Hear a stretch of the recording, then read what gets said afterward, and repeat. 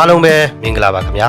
ဖုံးပြန်မဖြစ်ရင်နှခါထက်ပိုမခေါ်ပါနဲ့မိမိရဲ့ဖုံးကိုဖြေဖို့တဲ့အရေးတကြီးလုပ်နေတယ်လို့မှတ်ယူပါ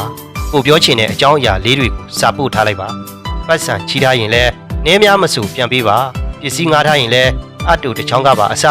ဘောပင်စာအုပ်ထီးအစုံအကုန်ပြန်ပေးပါအကယ်၍ကိုကဖျောက်လိုက်မိရင်မူလပစ္စည်းထက်တန်ဖိုးမနှဲတဲ့ဟာကိုပြန်ဝယ်ပေးပြီးတော့ sorry လို့ပြောပါပြီးတော့ဂျားမဖြတ်ပါနဲ့ဘာပဲလုပ်လို့အိမ်သာပဲတက်တက်ကားပဲမောင်းမောင်းတန်းစီပါပြီးရင်သူများမှုတ်ဝဲကြွေးတာကိုစားရင်ဈေးအကြီးဆုံးဟင်းတရားဒါမှမဟုတ်စားစရာမမှာပါနဲ့ဖြစ်နိုင်ရင်ကြွေးမွေးတကားခံတဲ့သူကိုပဲသူ့ရဲ့စိတ်ကြိုက်မှာပါစီပြီးတော့သူများဖြေဖို့အခက်တွေ့စီမဲ့မိခွန်းတွေကိုလည်းမမေးပါနဲ့ဥပမာမယူကြသေးဘူးလားလစာဘယ်လောက်ရလဲဒါမျိုးတွေကိုလုံးဝမမေးပါနဲ့ပြီးရင်တငယ်ချင်းတွေနဲ့တက်စီအတူတူပေါင်းစည်းတဲ့အခါတငယ်ချင်းကငွေရှင်းပေးရင်နောက်တစ်ခါကိုကမဖြစ်မနေငွေပြန်ရှင်းပေးပါ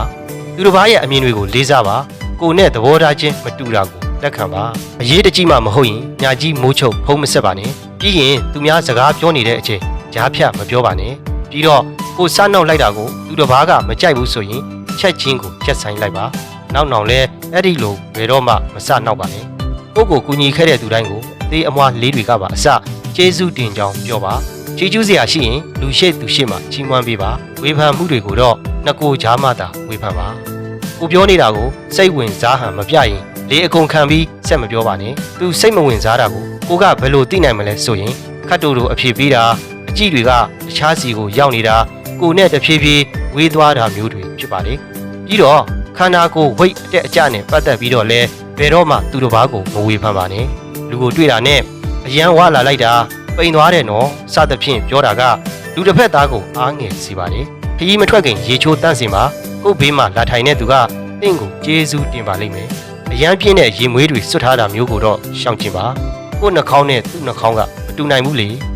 တယောက်ယောက်ကနေသူ့ရဲ့ဖုန်းထဲကဓာတ်ပုံတွေကိုပြရင်ပြတဲ့ပုံကလွဲပြီးအရှိအနောက်မလန်ကြည့်ပါနဲ့ဘာပုံတွေရှိလဲဆိုတာမပြောနိုင်ဘူးလေနော်ပြီးတော့ကိုယ့်ရဲ့အသိလောက်ဖို့ကင်ဖက်ကဆရာဝန်နဲ့သွားပြမယ်ဆိုရင်ဘာဖြစ်တာလဲဘာယောဂလဲဆိုတာကိုမမေးပါနဲ့ဆဆရရအဆင်ပြေပါစေနေကောင်းအောင်နေပါလို့ပဲပြောပါသူ့ရဲ့အခြေအနေတွေကိုသူပြောချင်မှသာပြောပါစေသူမပြောချင်ရင်ကိုလည်းအတင်းမေးရမကြဘူးပေါ့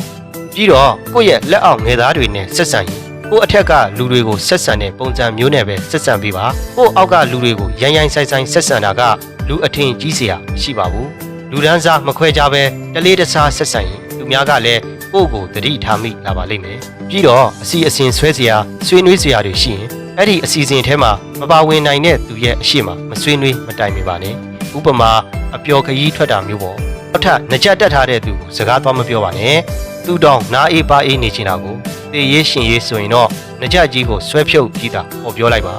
ပြီးတော့ကိုစားစရာတစ်ခုခုလာကြွေးလို့ကိုကမစားချင်စတဲ့ကမစားတာပါလို့ရင်ကြေးကြေးနဲ့ညင်းပါစားကြည့်ပြီးမှမချိုမချင်မျက်နှာမျိုးနဲ့ညင်းရင်ကျွေးတဲ့သူလည်းစိတ်မကောင်းဖြစ်သွားပါလိမ့်မယ်ပြီးတော့ကိုယ့်ရဲ့အတိတယောက်ယောက်ကရုပ်ပိုင်းဆိုင်ရာမှာတိတိတာတာကြီးပြောင်းလဲသွားရင်အရန်ဝါလာတယ်ပိန်ကျသွားလိုက်တာခေါင်းပြောင်လာလိုက်တာနဖူးကြီးပြောင်လာလိုက်တာဆိုးဆိုးဝါဝါဝက်ချံပေါက်တာအစရှိသဖြင့်ပေါ့ဗျာမဝေဖန်ပါနဲ့တင်မပြောလဲသူတို့ကိုသူတို့သိပါတယ်သူတို့လိုလားလားစပြောလာရင်တော့တမျိုးပေါ့ပြီးတော့ကိုနဲ့မဆိုင်တဲ့ဟာဆိုရင်ဆက်ဆက်ဆုစုမနေပါနဲ့ဒါအပြင်သူများကသူများဆိုင်ကဲငါစီးပြီးရင်စီအပြည့်ဖြည့်ပြီးမှပြန်ပေးပါပြီးတော့လူထူထပ်တဲ့နေရာတွေမှာဆေးလိပ်မတော့ပါနဲ့အထူးသဖြင့်ကလေးငယ်တွေနဲ့ပိုးဝန်သေးတွေရှိတဲ့နေရာမှာဆိုဆေးလိပ်ကိုလုံးဝမတော့ပါနဲ့ဒါအပြင်ကိုယ့်အခန်းကလွှဲရင်ဘယ်သူအခန်းပဲဖြစ်ဖြစ်မဝင်ခင်တကားခောက်ပါနောင်တရစရာတွေရှောင်ပြီးသားဖြစ်ပါလိမ့်မယ်ပြီးတော့အများဆုံးရင်စီးနေတဲ့အခါစကားကိုအကျယ်ကြီးပြောတာတို့ဖုံးအကျယ်ကြီးပြောတာတို့မလုပ်ပါနဲ့တချို့သောနိုင်ငံတွေမှာစကားပေါ်မှာပဲဖြစ်ဖြစ်ယထာစီးတဲ့အချိန်မှာပဲဖြစ်ဖြစ်ဖုံးမပြောရဆိုတဲ့ဥပဒေရှိပါတယ်စုပေါင်းစည်းဝေးနေတဲ့အချိန်မှာလဲမိမိရဲ့ဖုံးတန်ကြောင့်တခြားသူတွေအနောက်အရှက်မဖြစ်ပါစေနဲ့ကိုယ့်ရဲ့ဖုံးမှာမက်စကောဖြစ်သွားရင်လဲပြန်ခေါ်ပေးပါနောက်ဆုံးကတော့သူတစ်ပါးအသက်မွေးဝမ်းကြောင်းပညာကိုအလကားလှုပ်ခိုင်းတာမျိုးကိုရှောင်ကျဉ်ပါသူများကအချိန်ငွေချွေးတွေနဲ့ရင်းထားတာကိုလေးစားပြီးတန်ဖိုးထားပေးပါဒါဆင်နေတော့စာပေချစ်သူတဦးတယောက်ချင်းစီတိုင်းကိုအထူးပဲကျေးဇူးတင်ပါတယ်ခင်ဗျာ